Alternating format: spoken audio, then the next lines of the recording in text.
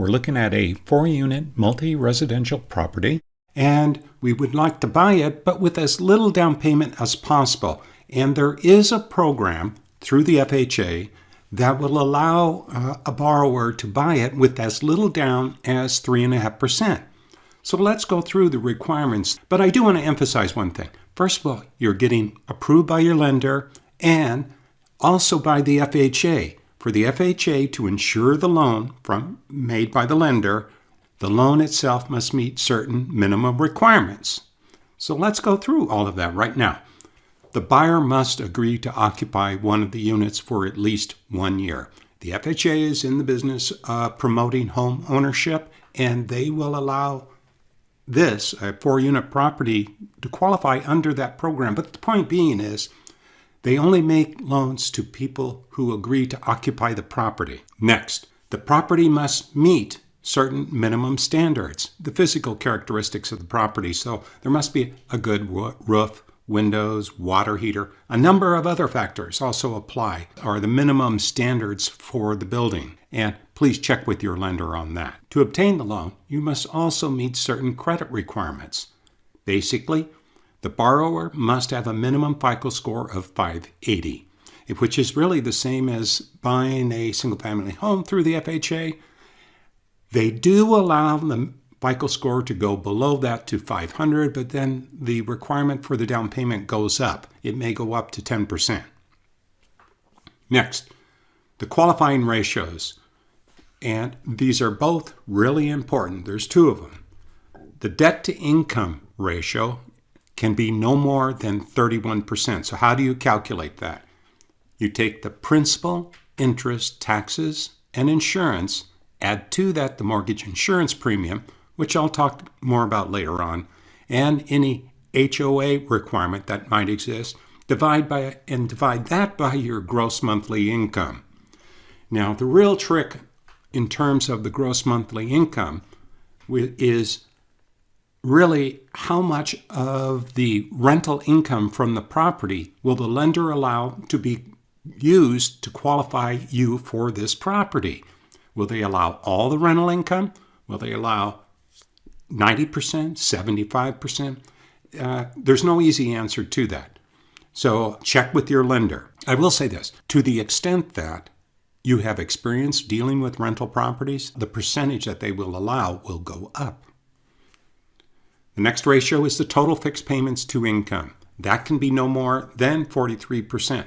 And that's calculated by, first of all, you start out with the same as above. All the principal, interest, taxes, insurance, the mortgage insurance premium, plus the HOA, and add to that any car payments and student loan payments. Now, add all of that together and divide that by your gross monthly income, and that ratio can be no more than 43%.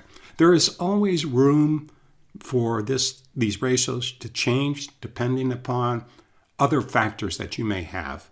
Maybe you have a lot of money in the bank, something along those lines. If you do, these ratios will change. Now, there's also this issue of money options. And for instance, the seller can pay up to 6% of your closing costs. So that really comes in handy. It will minimize the amount of money that you have to come out of pocket in order to buy the property. And always keep this in mind. The seller cannot contribute towards your down payment. That must come from you. The 3.5% must come from you. If you want to get into these gift letters and things, talk that over with your lender. Next, it is possible to finance certain allowable closing costs. That can include things like the escrow fee or the title insurance or maybe some recording fees, those type items. Again, check with the lender. And also, it's possible to finance the upfront mortgage premium for the mortgage insurance. Mortgage insurance, there's actually 2 different pieces to that. There is an upfront fee, and then there's the ongoing fee that's paid on a monthly basis. What they're saying here is that the upfront fee that you pay to get the mortgage insurance, that can be added into or be financed in the loan. Again, minimizing some of the cash that you'll need to close the transaction. And then we get into this finally. What is the maximum loan amount that the FHA will approve? And that is, I listed out some of the more common ones here, maybe in LA County and Ventura County. They will finance up to $1,395,000. Again, but you'll have to come out of pocket for the 3.5%. And you can see the other areas. If there are other areas that you're considering and need to look that up, and you would like to know what the limits are in those areas, just go to the FHA website /lending, and you will find the loan limits for anywhere in the United States. Okay, well, in the future, probably my next video, I'm going to do an analysis of a multi-residential property, and I'm going to employ this type of a loan, and we'll look at what the results are by putting on one of these low down payment loans. And I will be looking for you next time. Thank you.